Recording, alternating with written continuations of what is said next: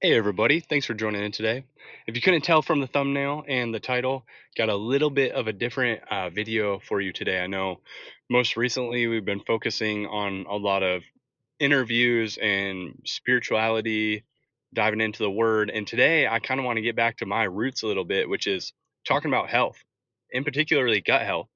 And you might wonder, like, how does this pertain to a channel that is, mostly concerned with spirituality and following the lifestyle of Jesus? Well, it actually has a lot to do with it because we were created holistic beings. And when God did create us, he took the dirt and he breathed his breath into the dirt and we became a living being through that. And so we are both physical and spiritual. We do have a spirit, a soul, and a body. And God pays particular attention to how we steward that.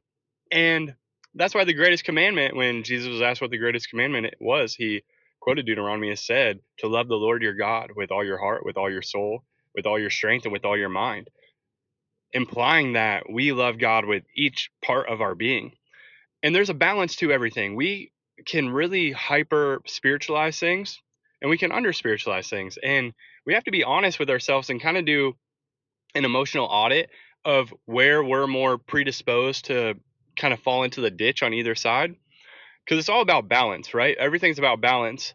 That's actually what one of the ideas, like my final two name ideas for our nonprofit Shepherding Wellness, one of the finalists was the Balanced Shepherd, and I thought about naming it the Balanced Shepherd, and this all came from the observation that a lot of ministers and church leaders were not living physically healthy. And at the time, before God really took me in deeper to things of the spirit, I was really focused on physical health to the point where it was an idol for me, where I got so hyper fixated on total human optimization and just living life to the fullest, where you have your ducks in a row in every area. Your nutrition is completely dialed, your sleep is dialed, your sauna time is dialed, your fitness is dialed, like everything's just dialed in. And that should create some sort of fulfillment or some sort of satisfaction. The problem is, anytime we make an idol out of anything, which is what I did with health, it actually ends up biting us in the butt, and we end up not experiencing any of the satisfaction because Jesus says, "Apart from me, you can do nothing."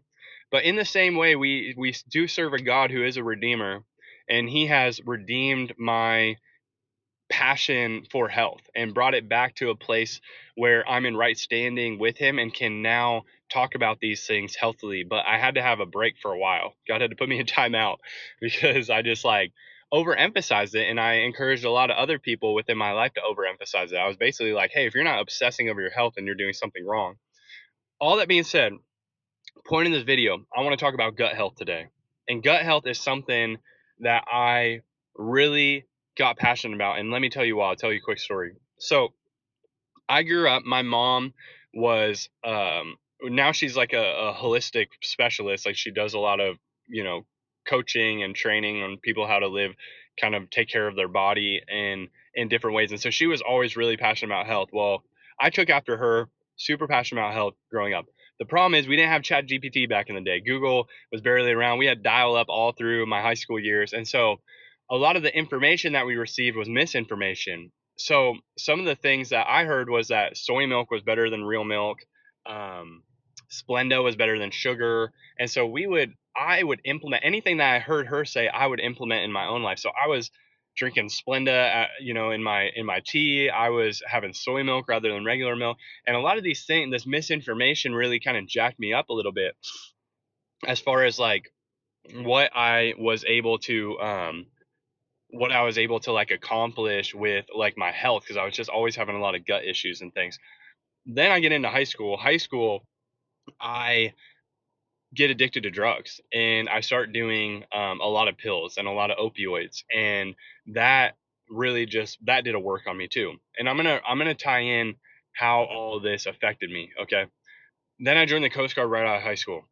I'm on a ship. My first unit is a ship. So I'm used to eating pretty healthy, even though there's some misinformation dialed in there. I like lived off of like salads and putting like meat on salads. And that's really how I ate. Like people were really amazed that an 18-year-old like ate as healthy as I did on the boat. Problem was everything that we ate on the boat was like cooked in seed oils. We had canola oil and there was just a lot of stuff that we had that wasn't up to par with what we should be consuming. And I also fell into dipping at the time. And so I started like chewing tobacco. And sometimes you have to, sometimes when you do snuffs and stuff, you even like swallow that, right? So all of that, one day I'm in the Coast Guard, right? I'm on the ship. I'm like 19 years old, and get graphic here for a second, but you're all adults, you can handle it. I have blood in my stool. And I'm like, what is going on? So I went to the hospital, end up having to get like a colonoscopy, and they find that I have like leaky gut and I have some holes in my gut lining and stuff. Well, I would have chronic heartburn. Like I'd have the worst heartburn ever all the time. Just, and I'm like I said, I'm like trying to eat healthy, but I'm doing all these other things. Like I said, I was addicted to pills throughout high school. I was chewing, I was doing these different things that were damaging my gut. And it was just a process of building, and it just kept building on itself. Like one thing I would do would build on another thing to the point where it got me to where I had leaky gut and I had holes in my gut lining. And so this prompted me to basically obsess over healing my gut. And so I went on a process of years of just trying to figure out how to get to the bottom. And I felt like I couldn't trust anybody, because even doctors would recommend like Tums. And then I'd look into Tums, and Tums are horrible for your gut. And so I'm like, who can I trust? And so I just start researching everything, listening to every podcast, reading every book on the gut microbiome. And I get obsessed over the gut microbiome. Mind you, back then, chronic inflammation, chronic fatigue, like it was just affecting me in all different ways that I didn't know that all the root was due to my gut health.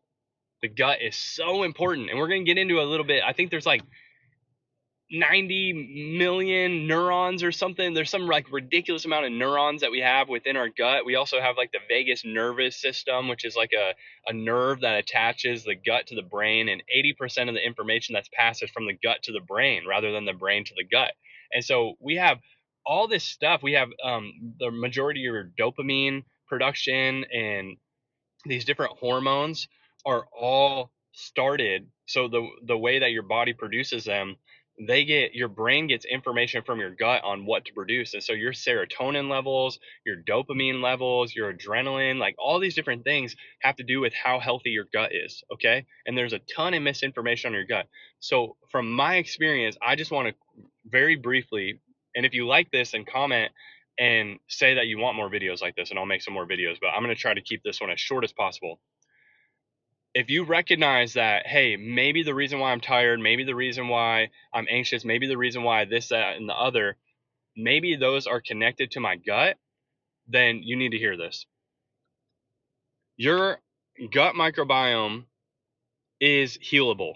You can heal it, but you have to take it pretty seriously. And just like we were talking about earlier, you can go and you can get prayer for your, chronic fatigue. You can go and get prayer for your heartburn. You can go and get prayer for the stomach pain.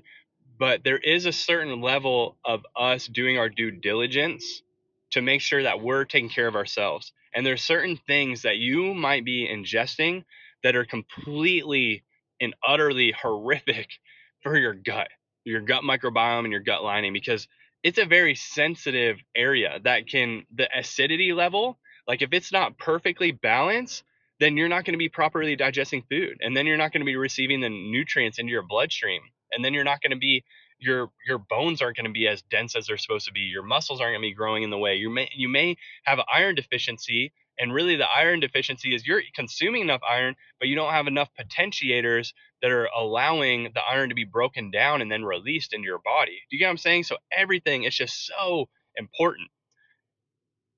If you have gone through a season where you did a lot of artificial sugar, sucralose, acetylfolifame, aspartame, what was in Blenda, if you had a season of life where you had to take a lot of antibiotics, or even one dose of antibiotics, honestly, if you had a season of life where, like for my females out there, if you were like had really bad cramps and every time you cramped you had to take tons of ibuprofen and Tylenol, if you took if you drink energy drinks with artificial sugars or pre-workout, and pretty much every single pre-workout out there has artificial sugar in it. If you done any of those things, if you have consumed lots of seed oil, if you went through a season, a lot of fast food, a lot of chips, your gut is damaged. Your gut is damaged, and there might be a lot of issues that you are now facing that you wouldn't be able to, you know what I'm saying? You wouldn't be able to reverse engineer it back to find out that it's stemming from your gut, but here is your notification. It's probably your gut. It's probably your gut if you did those things. So now we get into, well, how do we heal the gut? And what's the process? So when I obsess over healing my gut, one, the first thing, you might as well not even start taking probiotics. You might as well not start drinking kombucha, having prebiotics, like all these different things, if you're not willing to cut out the things that are damaging. So if you are taking ibuprofen, Tylenol weekly, monthly, whatever it may be, it's just like killing everything in there. It's just so bad. It's so bad for your gut.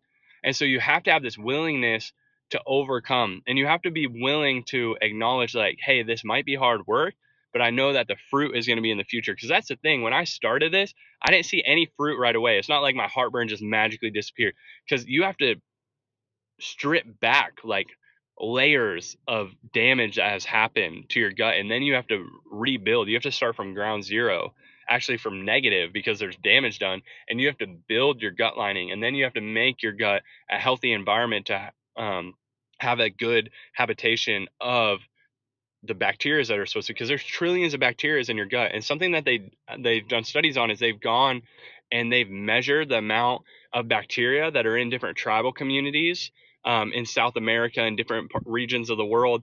And they found that because these tribal communities, most of them have some sort of mashed fiber. So like in Hawaii, we have kalo that we smash, and then sometimes the kalo even ferments, like the poi ferments, and that is like you have a constant introduction of new bacteria, and then fiber is what the bacteria feeds off of. And so it makes for just a really good environment for your bacteria to be sustained within you. So what happens when you have seed oils, when you have ibuprofen, when you have all these different things, if you do tobacco, like anything, these kill the bacteria is within you, and then your food isn't digested properly, and then you're dealing with the consequences of heartburn, of stomach pains after you eat, of all these different things. And so there's all sorts of different tools that we could get into about how to heal it. I'm going to just give you guys a couple quick tips, and then I'm going to end this video. And again, if you want to see another video on this, then comment and say make another video on this. We need gut health, and I'll make another one that goes in deeper. But the biggest things, cut out all the bad things. So cut out the artificial sugars. The only ones, like even stevia, guys, I mean, there's not enough research on stevia. People believe stevia is okay, and I even use stevia, but I'd much prefer, I think monk fruit is a little better. Xylitol, like all these different things where there just isn't the research, because there was a time in the 90s where people were promoting Splenda, and now Splenda is like, stay away, it's aspartame, it's horrible for you. So we don't have all the information that we need yet on some of these newer things. And so the best thing you can do is just have a high fiber, high protein diet, whole food, paleo style. Cut out all the artificials, cut out the seed oils, stay away from the fried food. Don't use ibuprofen and Tylenol, those things are addicting. I haven't used ibuprofen and Tylenol in like years. Like I never touch it. And it's just because one, my pain tolerance has grown, and then two, I've learned naturopathic ways and remedies to overcome ailments. And so that's something we can get into on here too.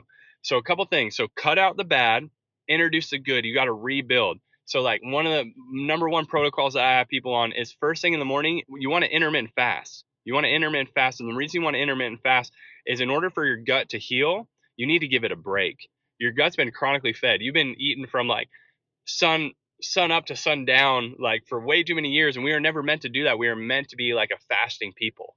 And so intermittent fasting, and then having the first meal of your day be something like a bone broth that's like real easy on your gut and allows everything to wake up, and then start introducing some like food after that.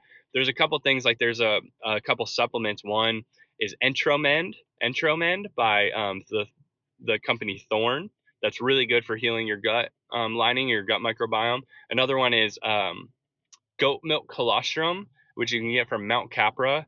That's a really good one. And so you want to get on this protocol, which basically is you eliminating the bad, you intermittent fasting, and then you being really delicate with your gut and you taking it seriously, because it's going to take some serious work in order to build your lining back up so that you can properly digest food and you can get that, that pathway, that brain to gut communication healthy again, and you can get all those bacteria active. Because going out and drinking a kombucha and then next day having 3 Tylenols, like that's just, they're counteracting each other. And so I see a lot of people trying to heal their gut and do stuff, and they're just doing things that are counteracting. So you got to take it seriously. You got to be willing to put in the work. And so, yeah, let's do it. I'll make another video like this if you guys are down. But this is kind of entry level, just a little bit of my story and a little bit of how I've kind of learned. And now here I am. I was 18 at the time. I joined the Coast Guard. I'm 33 now, and I never have any issues with my gut. Like, one, God's healed me, but two, I've put in the wisdom and the work in order to learn about myself so that I can best um, treat my ailments and my illnesses in a natural and healthy way. And one of the roots, like one of the best things you can do is just to get your gut right. And so I pray for you all. I pray the Lord would just fill you with all the wisdom and knowledge and understanding needed in order to go on this journey of healing your gut. And I believe we're going to have some amazing testimonies from this as we go into this together. So, like I said, comment and let me know. Love you all.